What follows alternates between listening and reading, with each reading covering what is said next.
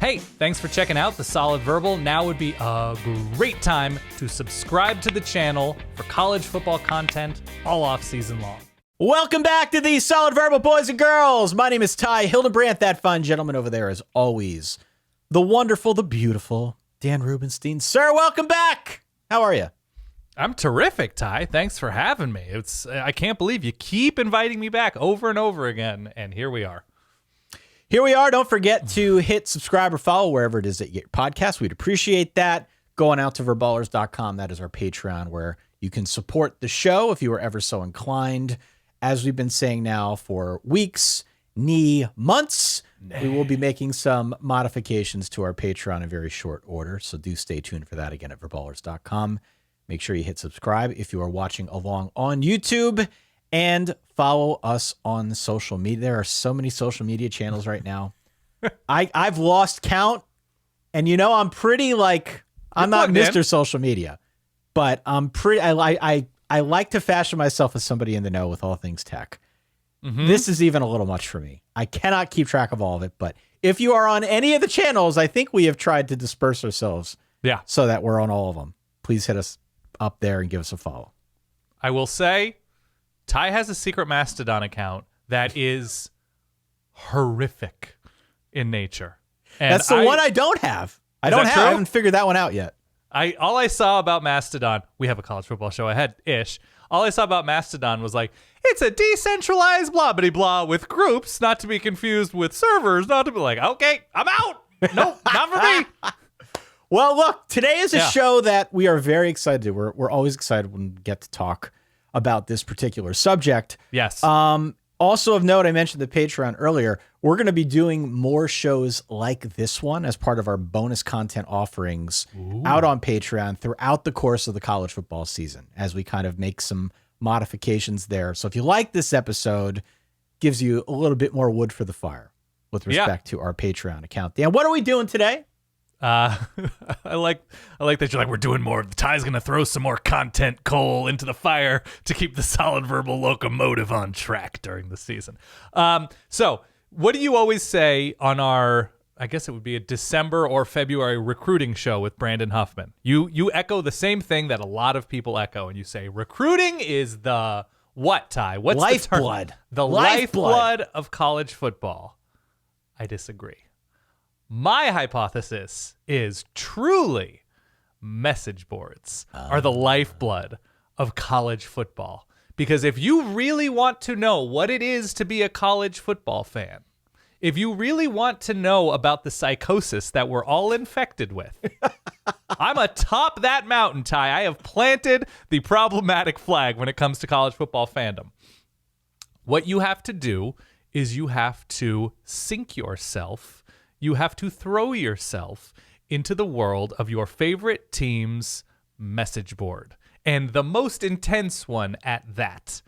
And so there happens to be a brilliant Twitter account, website. I think they have a podcast as well, so shout them out as well, called Message Board Geniuses, that receives submissions of the most insane and the most realistic, because it does accurately represent the minds of college football fans, the most insane message board posts that exist generally behind a paywall, that should be a caveat, that exist in this sports universe. And so there is nothing more college football than a weird message board post. As you know, I don't know, what's the weirdest or most intense or craziest Notre Dame site? Is it Irish Sports Daily?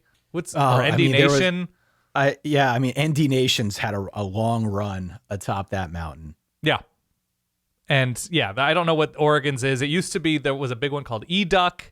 Now the 24/7 one is called Duck Territory. I don't know what harbors the best crazies, because I celebrate them, of course, as one of them, I should say. I especially appreciate the full ecosystems that sort of grow beyond a 24/7 or On3 or Rivals or whoever, their message board community, like Texags or Tiger Droppings. Those are the ones that I cherish, because I don't know if you saw with the submarine thing a few weeks ago, Ty. Did you see this tweet? I saw the submarine thing. No. I know you saw the Ocean Gate thing, but on Texags, somebody said when there was like the Navy heard an implosion like 4 days ago, and when that was part of the story, obviously a very sad story. But somebody that screenshotted a Tex Ags post that said, "Oh yeah, we knew about this Monday." That there was some naval insider posting on Tex Ags about everything happening outside of Newfoundland. So I always celebrate how crazy huge and a part of people's lives these boards become. That's my long-winded way of saying true fandom is forged in the fires of college football message boards. Yes. And we've been doing this podcast since 2008, pretty much continuously since 2008, several times a week. And for my money, this is the most genius idea we've happened upon in about 15 years. Yeah. It's been around for a couple of years now. Board Geniuses, follow them on Twitter. As you mentioned, Dan, they've got a bunch of other outlets. Make sure you throw them a follow and some of your support because they're doing God's work here. What we've done, we've taken a sampling directly from the Twitter account. You can go out and read these. Maybe we'll retweet them across our platforms as well, just to give credit where it's due. But we pulled out a selection of some of our favorites that we wanted to walk back through. As you said, recruiting right now, maybe we disagree a little bit in terms of what's the lifeblood of the sport, recruiting or message boards or something else. But recruiting right now is very hot. There's a lot of recruiting news that's coming out, which per usual tends to spur some of these interesting discussions in message board land. So why don't we first start here? I have actually pulled out some of my Guy Fieri sounds just for the hell of it. This is a digital town full of flavor, Ty. How about that? That's right. So this one is from Spartan Tailgate, a Michigan State poster, lamenting the fact that the Spartans lost a recruit to Oregon. First of all, at the time of this posting and at the time of this recording, not to adjust time, I don't even think the recruit has announced yet. But it's just the winds shifted, and this is what resulted in posts. So what we've got here is somebody saying, just can't compete with the endless supply of Oregon money. Yeah. Phil Knight just needs to die. Oh, tough. Then we've got, not going to say scrap the program or anything, but this is extremely disappointing news. Glad we have Marsh to help offset the bad news. I bleeping hate Oregon, man. It all culminates with a poster, Sparty821. No one, and I mean no one, buy Nike anymore. They are proposing a Nike boycott here. Of course. And somebody responded to that post by saying that he just threw his Air Force Ones out the window. So love that. Okay. This represents a specific kind of post that we see often. And it does get back to the discussion we had on the last episode about, I think it was our Bruin A episode actually, where somebody was asking us, when was the last time you looked at a program and made the comment of, oh, they're just paying off players. Yeah, can't compete with the money, lamenting the fact that maybe there's some cheating going on, that sort of thing. Michigan State, to my knowledge, is not a frequent here on the Board Geniuses Twitter account. Michigan State doesn't have much representation. And so there's some replies here that indicate like, hey, we finally made it. What does that mean for us? You are an Oregon fan. I presume you know who this is about. I don't know if you want to say that or not. But with that being said, Phil Knight just needs to die. That's tough.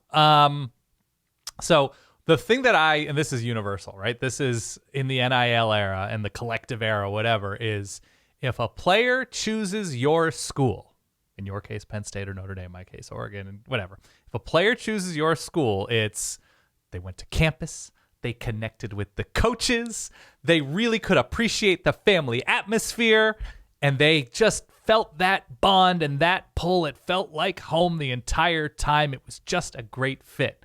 If they choose somebody else, it's just a bag of cash, right? Yeah, just a bag of cash. And so it's also one of those things where in this NIL era, if a player is very clearly interested, which he should be, in making some money off of their name, image, and likeness, it's, oh, he went to our school because our collective, we have it all figured out, right? If you want to swim with the big boys, you got to learn how to kick.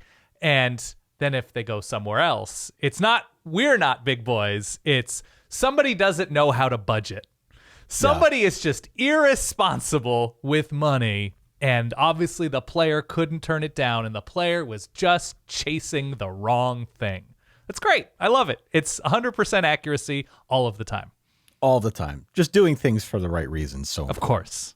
So important. Let's move on. Let's go to By this the way, other one. I really hope I hope this person didn't throw Air Force Ones off of like a very tall apartment building, right? Oh, yeah. If it's just out the living room door, it's just a symbolic gesture. I don't know who that's for, right? If nobody is seeing it, you're throwing shoes out of your window, so then you're going to retrieve it or you're going to hurt somebody. It's a really complicated decision. From UGAsports.com. Yeah. Titled, Saw Saban at Dinner the Last 2 Nights at the Lake. Love this. This one's amazing. Yeah. Let me play this. He's still getting around pretty good for his age. He used the stairs both nights, even though there was an elevator available. Great. And then there's some speculation here. His daughter lost her wedding ring. They had to get a dive team to recover it, blah, blah, blah. Nick Saban's 71, Dan. Mm-hmm. He is not decrepit. He runs out the tunnel with the team. Yeah. I'm curious where this comment's coming from.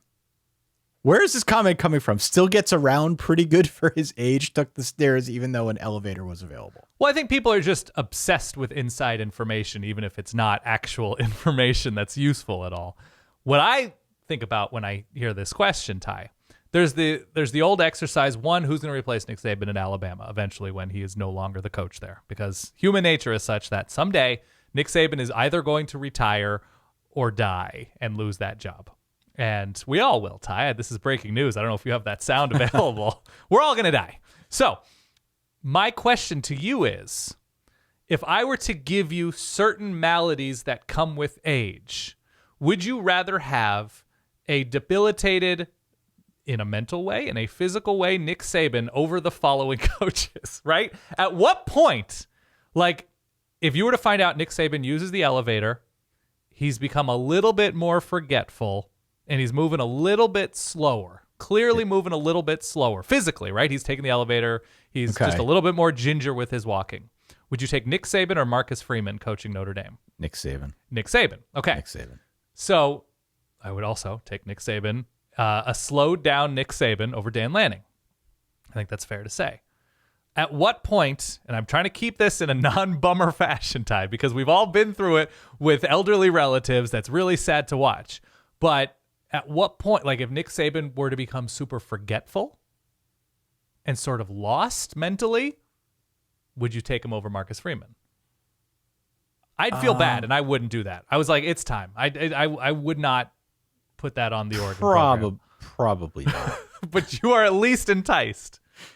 I mean, it's a conversation. It's the greatest coach of all time. It's a great. What you're asking is what percentage of Nick Saban is still better than almost any other coach in college football. Would you take 2/3 of a Saban, 66.666% over Marcus Freeman to bring Notre Dame to the next level? I mean, it's Nick Saban, Dan. Yeah. It's a tough question. I kind of think I would. I would be willing to take that chance. I love Marcus Freeman, but yeah, it's Nick Saban, right? It's Nick Saban. I think if it's just a physical thing, right? If Nick Saban still is everything upstairs, but maybe has to use a cane of some kind, right? Or like for longer walks, a walker or a wheelchair, but is still the sharpest that he has ever been. No question. I wouldn't hesitate. That's my problem with this specific post, that if you were to happen across Nick Saban at a lake using a cane for a longer walk or to get upstairs or something like that, I understand that the idea is the inside information might be that he's slowing down and would retire soon. But I think a becaned Nick Saban is just as crazy successful for my team or your team as he would be taking an elevator or whatever, taking the stairs. I'm all in that this information, unfortunately for the rest of us that don't root for Alabama, is useless. Let's go on over to Texags. I think so this is in response, I should say. Yeah. To notice that Texas quarterback Quinn Ewers is hosting a meet and greet for fans. Great. On July the 22nd. An evening with Quinn Ewers, as it were. What could be problematic about that?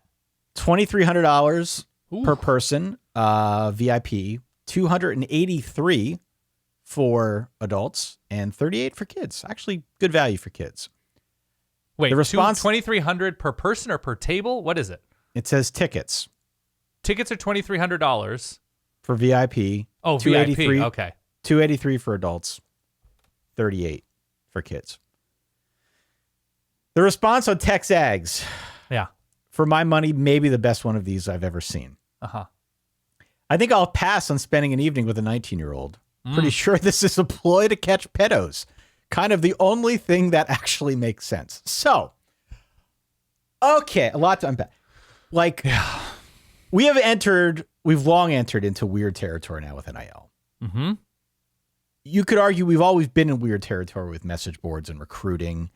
Just go out on Twitter and read whenever a kid makes an announcement. You can see comments that are very, very weird with respect to recruiting. Of course. But now that there's money involved and now that we can kind of do this stuff out in the open, it leads to some odd circumstances where they could advertise $2,300 an evening with Quinn Ewers and people are going to pay it. Yeah. Separate from the fact that the ticket prices seem like they're a bit exhaustive. Mm-hmm. Where do you stand on these types of events with college kids? Because it's kind of new. Yeah. Like, at least that they're charging for it. They've always had them, but charging that type of price tag for it. I think, is it just Quinn Ewers? Like, he is the person, he is the headliner in this advertisement. Yes? Yeah. Yep. First of all, that is a steep number. I just don't know what you're getting for that money beyond you are hoping he's excellent this year and you feel strongly that he should be compensated in a major way for his excellence. That's fine. Well, what you get in return is the knowledge that the proceeds from the event are benefiting a charity, right? Merging vets and players. Correct. So that's what you get. You kind of, can contribute to a good cause. Right. And you get behind the scenes stories, whatever. Yeah. And you get access. Right. How much would you value, not Quinn Ewers, but like an evening with Sam Hartman? First off, I don't really like the that phrasing is not great. Evening with Sam Hartman. A VIP presentation by Sam Hartman or Drew Aller. If you I don't know what could be presented. I know it's like a Q&A thing and people are interested in like Texas high school football and Texas Longhorn football and Sark and all these things. People access is certainly something that's valued by a lot of people. $200+? And I'll get to the entrapment thing, by the way, the to catch a predator element of this momentarily. That's a price tag, man. So whatever, it's your money. Do whatever you want with it. I think for general admission, $150. You would pay $150? I'm not saying I would pay going to charity. Okay. I definitely wouldn't pay $283. No, but $150's like $149.99 is kind of a discussion. Like, is this worth it? Wow.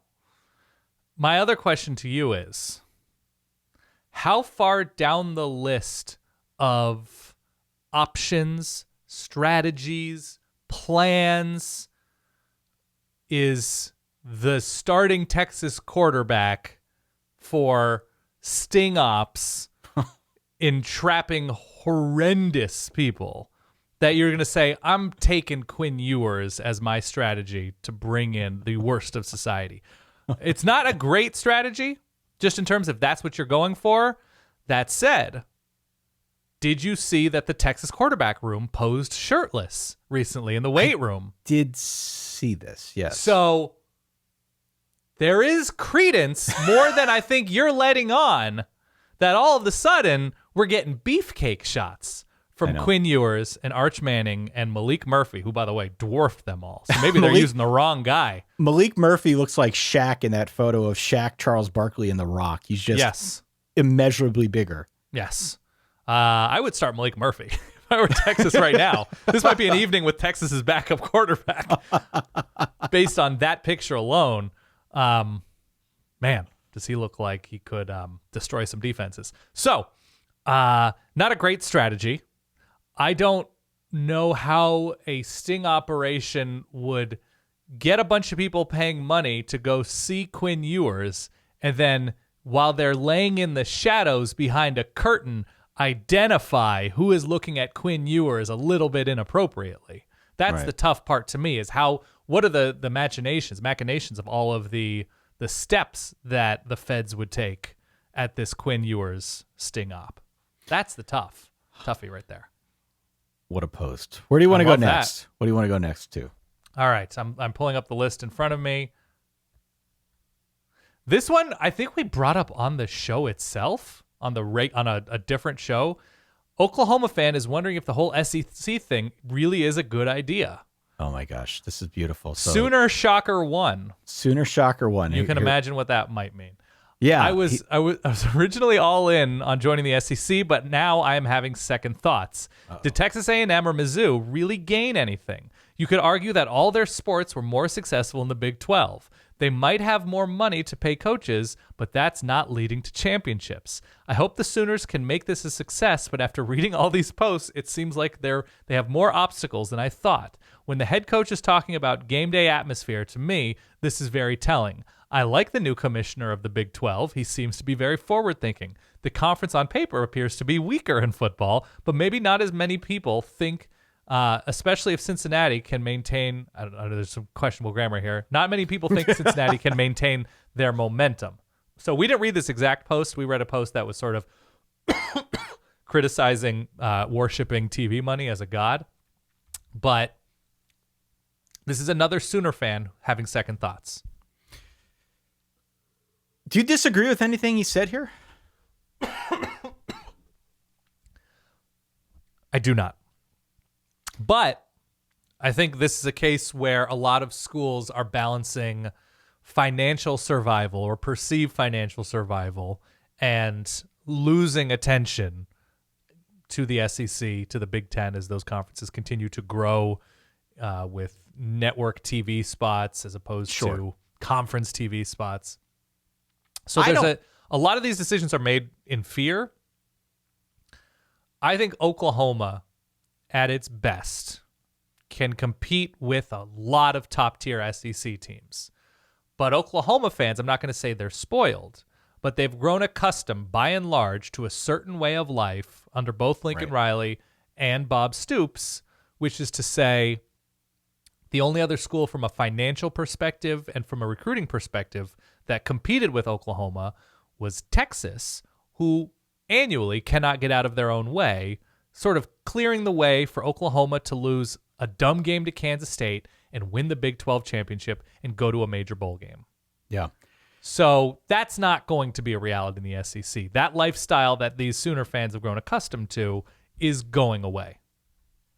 Yeah. Right? I mean, we said it on this show before.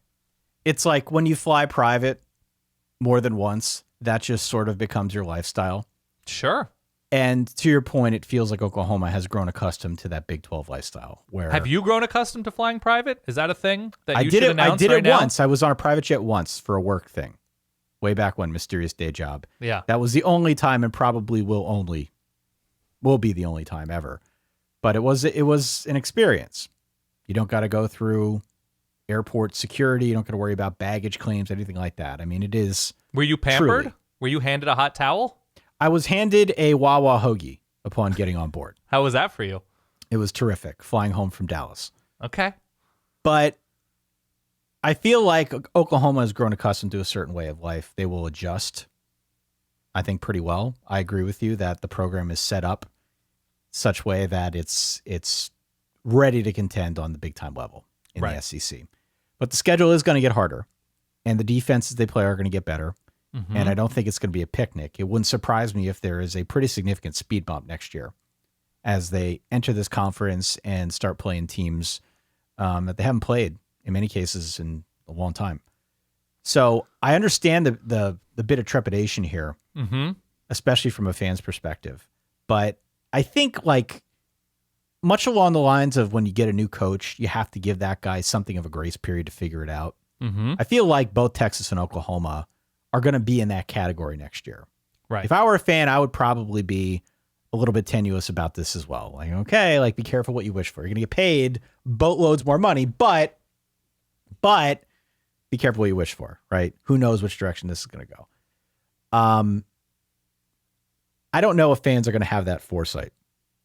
I don't know if most fans out there are going to be willing to be patient about this, especially for two storied programs like Oklahoma and Texas, where the expectation is to win and always win.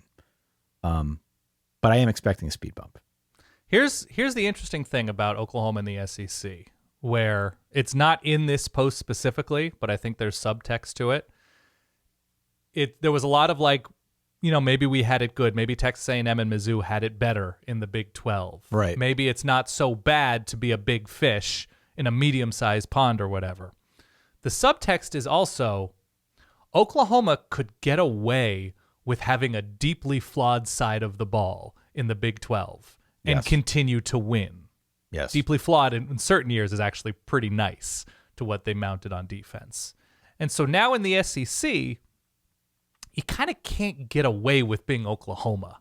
No. You kind of can't. And I'm not saying you can't paper over some of those sins. Right. And so I'm not saying Oklahoma can't win the conference. I think Oklahoma absolutely, at its peak, if we expect Brent Venables to get defense sorted out, if we expect him to string together top 8 classes, which I think he's capable of doing, kind of thing, finding quarterbacks of the future, building up depth on defense, finding playmakers on offense, continuing Oklahoma's offensive line tradition, they can absolutely occupy either a lightning in a bottle or good team that becomes great based on other teams collapsing. They can fill that void in the SEC. But they can't get away with being Oklahoma. They cannot get away with being recent Oklahoma in the SEC. So I don't know who it is. I don't know which space they would occupy, like where LSU was last year, making the conference title game with some flaws. I don't know who it is, Tennessee jumping up when everything is right and, quarterback is a 4th, 5th year guy. But there is something about what we've come to understand about Oklahoma recently and the SEC, and everybody in the SEC, short of Alabama since like 2008, has had really mortal stretches. Sure. Whether it's the end of Richt and beginning of Kirby at Georgia, whether it's where Florida's been these past few years, whether it's, Tennessee literally until last season, whether it's the back half of Les Miles, the back half of Coach O, whatever at LSU, there are going to be voids to be filled that a competent or really good Oklahoma team could absolutely fill. But I go back to, being a pretty big fish isn't as fun as being a huge fish. Well, and here's the thing now that I think is kind of ironic about this whole thing. Obviously, they're going to get paid more money, and that's why they're doing this. And look, it's not like moving to the SEC is a move void of prestige. It is a move that has the utmost prestige. You're going to the perceived best conference of college football. Mm-hmm. But what's interesting is starting next year, I think the focus shifts. Of course, you want to win a conference. Of course, you want to win a national championship. But as we've talked about time and again on this show, the goal is to get to the playoff now. Mm-hmm. The goal is to get to that playoff. Yep. Outside of the 5 Power 5 teams, whatever, that win a conference championship, and the one group of 5 team that they're going to let in, there's like 10 spots that are still available. Or no, 8. I'm doing my Do some quick math. Yeah. You were briefly a computer science major. Yeah. Outside of those 6 teams, there are 6 slots available for other schools to get in as well. You can't tell me that Oklahoma in the Big 12 is not an easier road than in the SEC. And so with the focus shifting, of course, the money is better in the SEC, but I also think the path to get into that playoff is harder. There will be multiple SEC teams every year in that playoff. That's just a given. And at least in that sense, it stands to benefit Oklahoma that they'll have a tough schedule. There will probably be 3 teams every year, right? Probably. Yeah, absolutely. But it stands to reason that it's still a much easier path to get into that playoff in the first place if you stick in the Big 12, though you're not making the money. Yeah. I mean, look, it's TV money 1, everything else 2. No, it'll be fascinating to watch. And are you okay stringing together 9-3 seasons in search of a 10-2, 11-1 when everything connects? I'm not sure. I think Oklahoma is going to be in a weird place where expectations are not aligned with reality. Because look, you look at the Oklahoma teams from 17, 18, 19 with incredible, devastatingly good offenses. they're probably losing more often if they're playing the better Ole Miss teams, the better South Carolina teams, the better Florida teams, the better Tennessee teams. Right? They're losing more often because they're just facing more complete, better rosters than they have been in the Big 12. And so would that be okay? Would the end result justify a rockier path and a rockier end-looking record, a final-looking record? I don't know. I don't honestly know, because people love getting worked up on message boards. Donors love getting worked up in October. They do.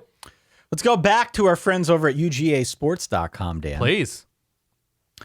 The title is, what if the latest blitz of negativity in the press is funded by rival programs? Oh, I love this.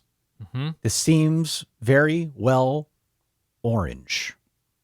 Orange, okay? Throwing some rival opponents under the bus. Yeah. So Tennessee is responsible for helping to publicize and give tips to media members that Georgia players or recruits are being accused of horrendous assault crimes, of speeding, of everything that Georgia players have been accused of perpetrating.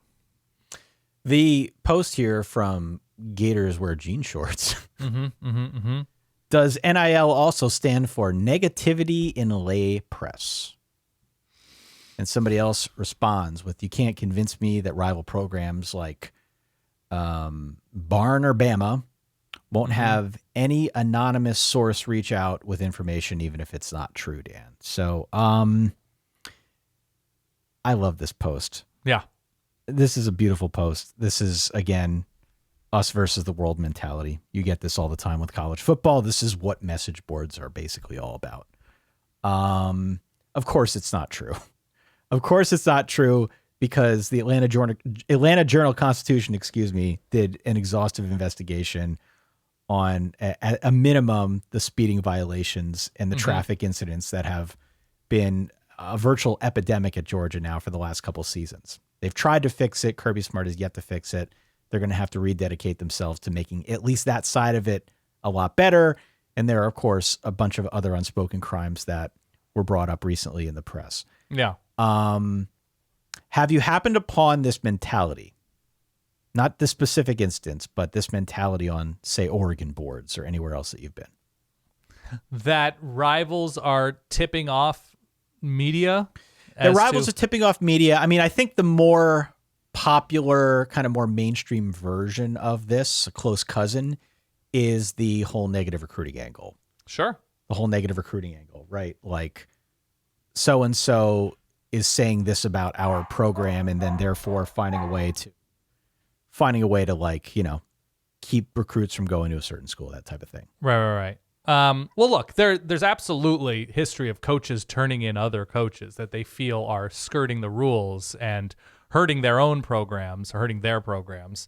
So, no, I don't think, generally speaking, coaches ratting out other coaches or interests ratting out other interests or doing everything you can to undermine the success of the most successful place that has now won 2 national championships. I don't think that's a crazy theory. I just don't think it's crazy. I just think it's crazy in terms of police blotter tipping, because all of these places, reporters at major newspapers like the Atlanta Journal-Constitution, they are scanning the police blotter constantly for newsworthy items and are being tipped off by people within a program, within a community. I don't think they're being tipped off by Phil Fulmer. I don't think they're being tipped off by Shane Beamer. I don't think they're being tipped off by Billy Napier, because those guys have more important things to do, and it'd be a very strange look if it were to come back to them. So this is insane, but I love it. I love it that because a fan couldn't possibly, this kind of fan, couldn't possibly be rooting for a team that has more players doing bad things than other schools, right? That, like, it's inconceivable that this is anything but a conspiracy aimed at the most successful team. I love that. And that obviously permeates much more than just college sports. It's great. Let's go over to irishillustrated.com. Please. I should add that this comment and the ones I'm about to read pertain to Justin Scott. Justin Scott is Who's Justin Scott? Justin Scott is a defensive line recruit Okay. out of St. Ignatius in Chicago. Great. He's a 5-star, the number 1 in the state of Illinois. Number 3 D lineman in the class, number 14 overall per 24/7 Sports. Great. He recently picked Ohio State over Notre Dame. What? And there was much consternation in ND Nation that a Chicago kid would get out of Notre Dame's grasp. By the way, everybody recruited him. He's a 5-star lineman. That's the way this thing goes. Of course. But over on IrishIllustrated.com, somebody needs to get fired. Boom. Not getting a Chicago kid who was on the verge of committing, allegedly, back in February, back to campus for an official visit is inexcusable. Disaster of epic proportions. Golden sucks. Al Washington sucks. ND's stance on NIL sucks. Clown show program. Dan. Yeah. Then we've got somebody else here responding. Marcus should be fired. Every recruitment is his. He said so. What else do we got here? I'm extremely confident we will never win a national championship ever. I'm a realist. A realist. It's impossible with this university. So, look, you take it on the chin anytime a 5-star decides he wants to go elsewhere. Sure. It'd be different if you lost him to like Illinois, or Northwestern, Indiana, Purdue, places like that. That would be much different. But Ohio State's kind of a thing right now. If you go to Ohio State, you have a pretty good chance of making it to the NFL. Pretty good chance of making it to the playoff, winning a conference championship, doing all sorts of things. So, though I understand the sentiment, I'm not sure anybody needs to be fired for this. Wait, so would you think somebody would need to be fired for this if he did commit to Illinois? If he did commit to Burtville? No, I don't think. But would you take that as things are not going well? I would take it as I would take it as his father or somebody in his family went to Illinois and he's a legacy, right? Or they came in over the top with some insane NIL deal to get him the champagne. That's how I would take this. But do you think if it happens consistently, where they're losing out to programs that are considered lesser, then that's a different conversation. Then that's probably a referendum on the whole recruiting operation. That is not really happening. The schools that Notre Dame are losing out to are the likes of Ohio State and some of these programs that we talked about in the last episode that they're playing, right? That they're playing this year, hoping to establish themselves as a national power. Right.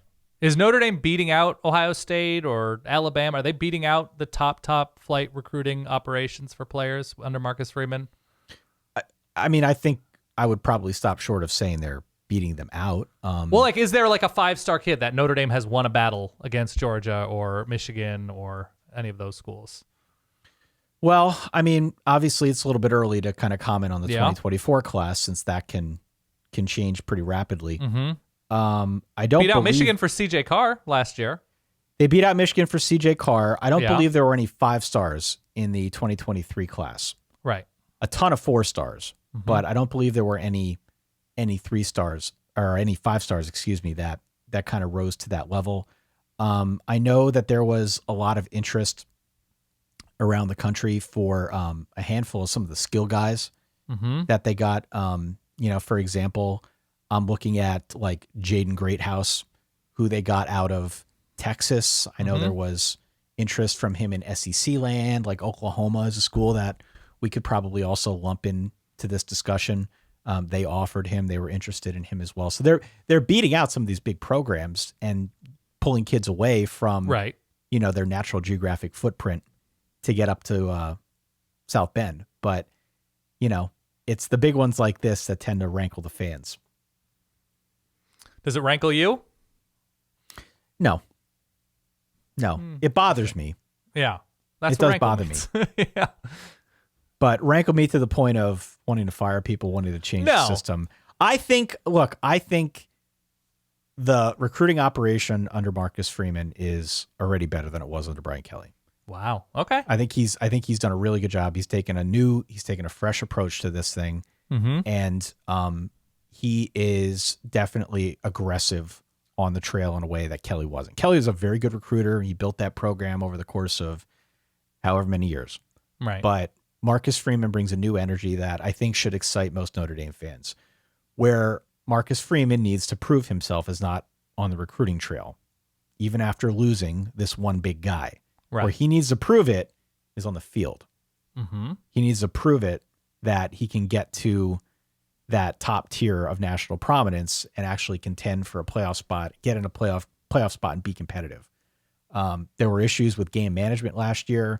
How much of that stems from the fact that they were starting Drew Pine, I don't know. Sure. I know there were issues at the start of the year with developing a running game and developing an offensive line. This year, we're going to have some issues trying to figure out a pass rush and things of that nature, right? He will, of course, have things that he has to solve, but the biggest goal for him is to try and get over that hump. And look, it's probably to go 2-1 against that triumvirate of teams that they have to play.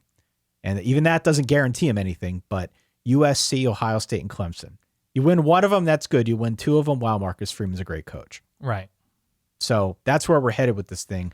I don't expect this recruiting mishap to be stuck in the grill for all that long, because I happen to think Freeman's a pretty damn good recruiter. And okay. If not Scott, he'll find somebody else. Do you think Notre Dame fans like this one, that there is a subset of Notre Dame fans, I don't know what percentage you would say it is of the total fan base, that should be sat down and told, we haven't accomplished what Ohio State has accomplished lately. We haven't accomplished what Georgia has accomplished lately. We have a different path to the playoff, and we've been to the playoff. But when schools are considering Notre Dame and schools are considering Georgia or Ohio State or Alabama, they're considering two different tiers of programs. Is there a subset of the Notre Dame, and how big is it that needs to be told that? I mean, I don't think it's as big as most people would think. The gulf between? Yeah, I don't think that percentage of fans is as large as many would think. But okay, look, we get messages from the delusional types that of course feel like Notre Dame is on that same level. And to be fair, they're pushing up against the very bottom of that level. I mean, they're recruiting at a very high level. If you follow Bud Elliott and the blue chip ratio, Notre Dame's in that discussion along with, a dozen and a half other teams. So they're in that conversation, and it's been a matter of trying to develop the talent that they've got on hand in order to actually turn it into something other than just a playoff berth where they get blown out. Somebody's uncle is furiously typing to us, check the total national championships, chumps. I get it. But it is a what have you done for me lately type of game. It is. And Notre Dame hasn't won a national championship in a good long time. That's so true. My point here is just that, I know those fans are out there. I am not one of them. And I feel pretty confident that with Sam Hartman coming to town, this gives Marcus Freeman maybe the best opportunity any Notre Dame coach has had in a good long time to get over that hump.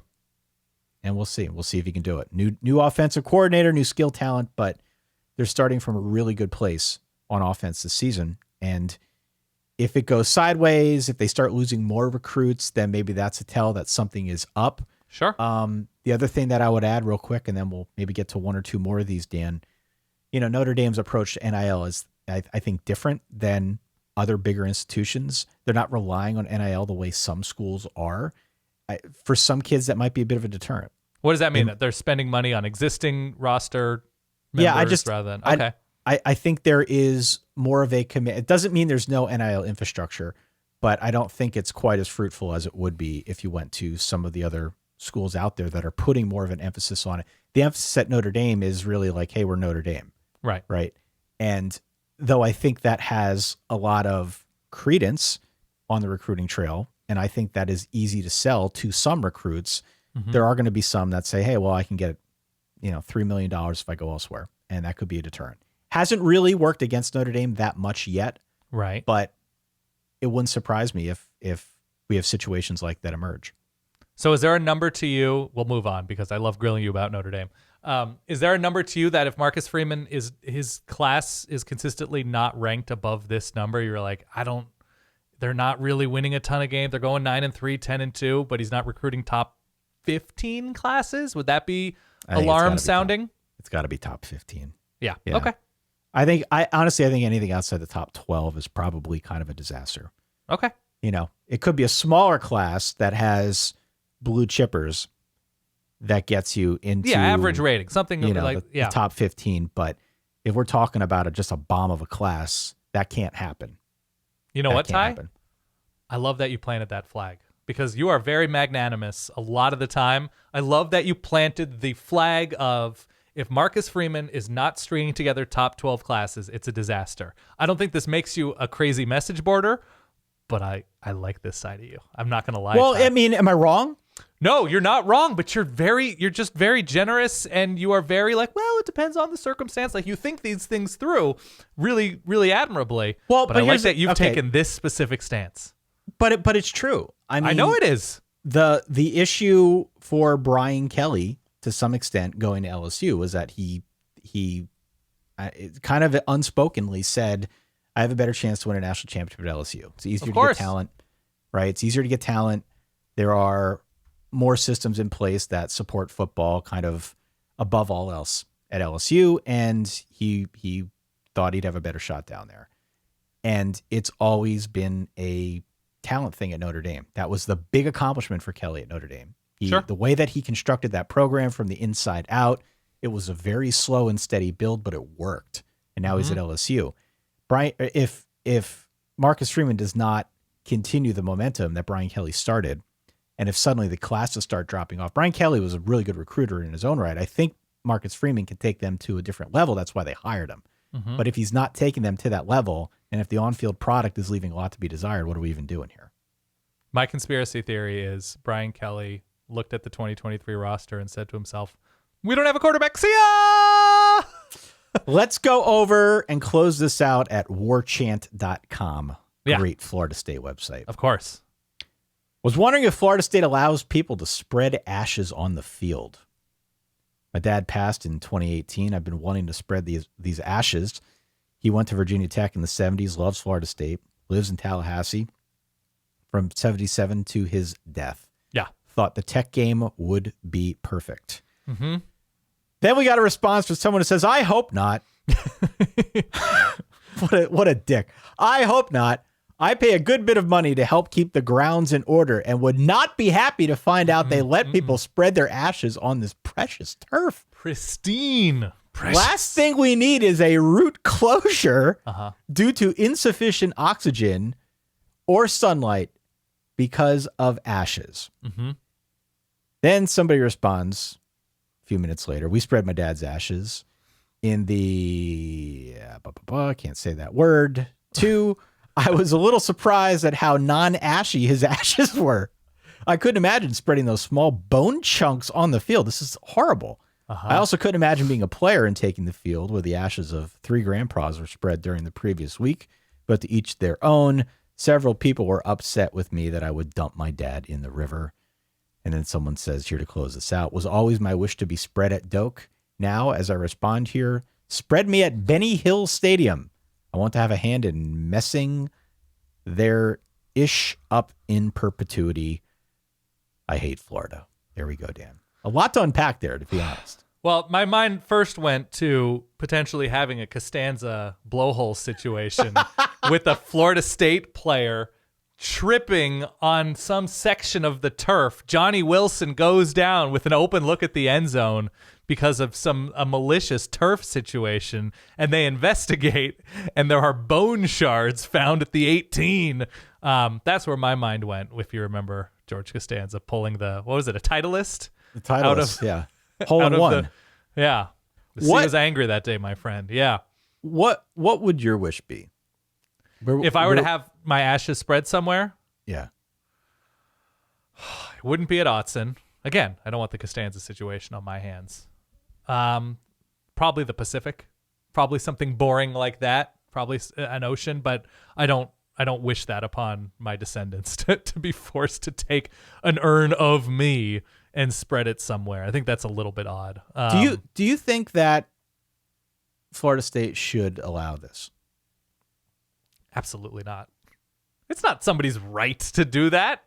It's not your right to have the ashes of your father, your grandfather, or whoever on the Florida State field. It's terrible.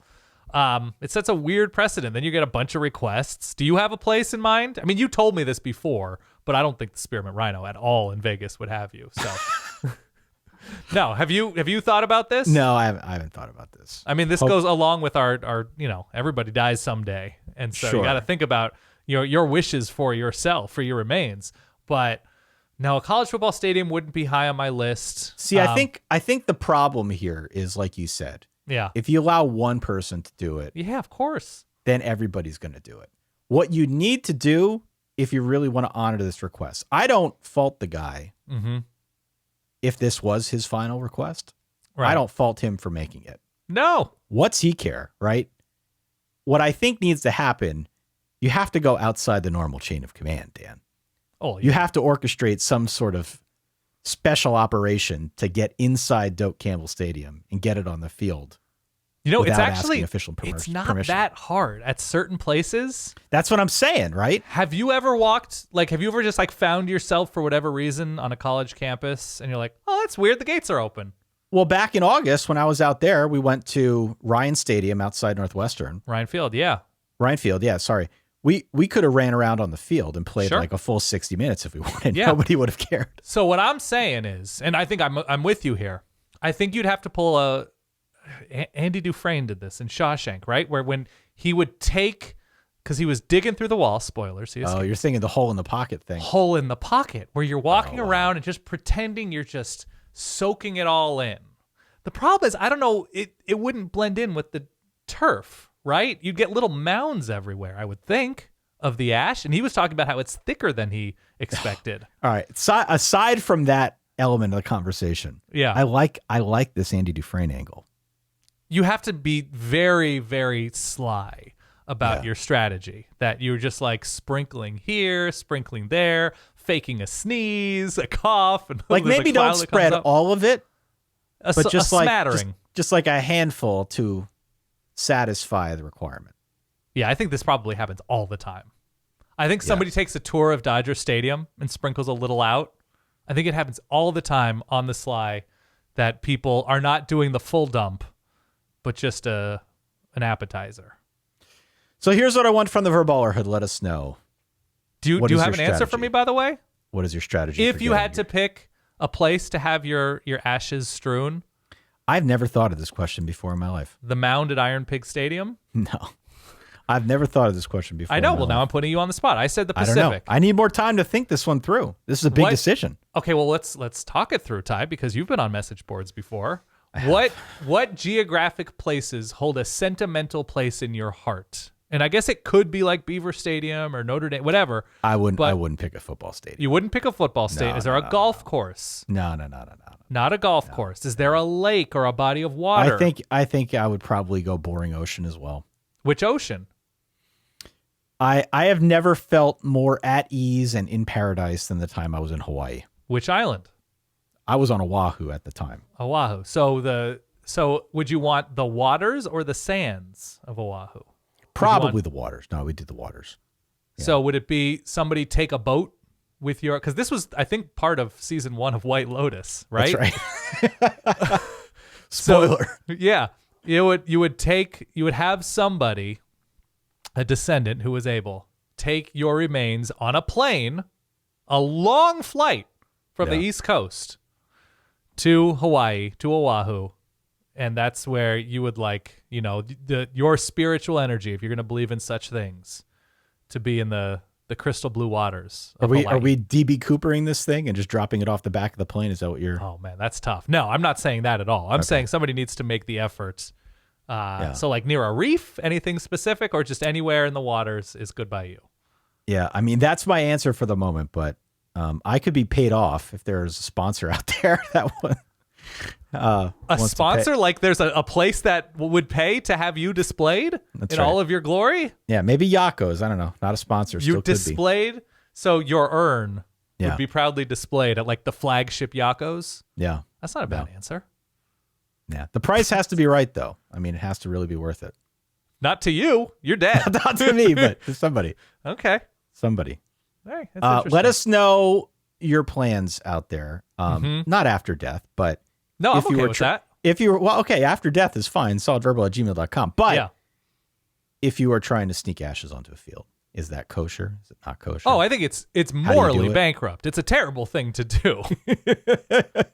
But if you are dead set, no pun intended, on doing so, yeah, I think you Dufresne it. Have you been on any other? Have you ever snuck onto a field or a like a basketball arena, anything like that you just happened upon?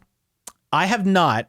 I have a friend who dressed up as a recruit at Penn State. Smart. And was able to make his way onto the field. And when the security guards got a little suspicious, or he felt they were getting suspicious, then he very casually exited stage left. Okay. But I've never actually done it on my own. Your friend is 5'4", 111 pounds. Like, oh, it doesn't seem like a Penn State recruit. He's a solid like 5'9.5". Okay. I've walked onto the court at Pauley Pavilion because there used to be a tennis tournament at UCLA, and it wasn't far from the basketball arena. And the doors were just open. I went to Warped Tour in the parking lot of the old LA, what was it called? The LA Arena? Something where the Clippers played before they moved to Staples Center. And it was in that parking lot where Warped Tour was, of that arena. Wow. The LA Sports Arena. There it is. And just walked in because I think that's where the bathrooms for Warped Tour were. And you could just walk down onto the court. I went to, when I was driving cross country, I went to Fog in Lawrence, Kansas, because we were just stopped for lunch in Lawrence, and it was right by campus, and we just walked around campus for a few minutes. This is my friend Dave and I. And we just walked down to the court, and we're just like shooting air basketballs just because it was open and we were there. So harder to disperse ashes on a basketball court, I would say, Correct. And not be noticed.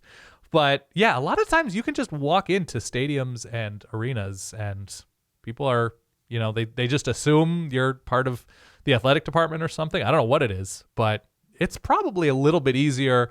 I'd say a baseball field, because you have the diamond, right? If you are kind of into LSU baseball or Vanderbilt baseball or something, and you can walk onto the field, I think ashes would be harder to spot around where the shortstop is on the diamond between second and third. Well, surely you've read some of the stories on, I think his name was Dion Rich, the all-time great gate crasher. Oh, yeah.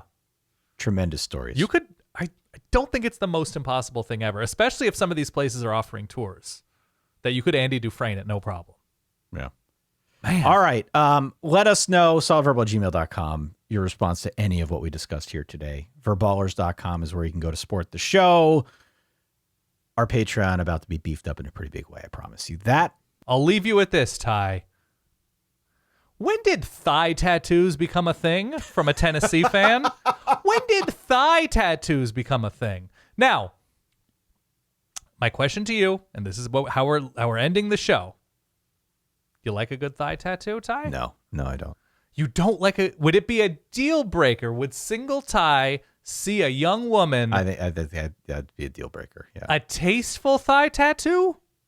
I think it's a deal breaker. If it were small? If it were 3 by 3 inches. Okay. Yeah. I mean, if we're not talking like a full tiger face on the entire thigh, then maybe. But it needs to be small and tasteful. That's the only way. It's just like you, Ty. Small and tasteful. Small and tasteful. On that note, for that guy, Dan Rubenstein, for myself, Ty Hildenbrand. We'll talk to you all soon. Stay solid. Peace. Look at you. Go get your haircut. Timed it out.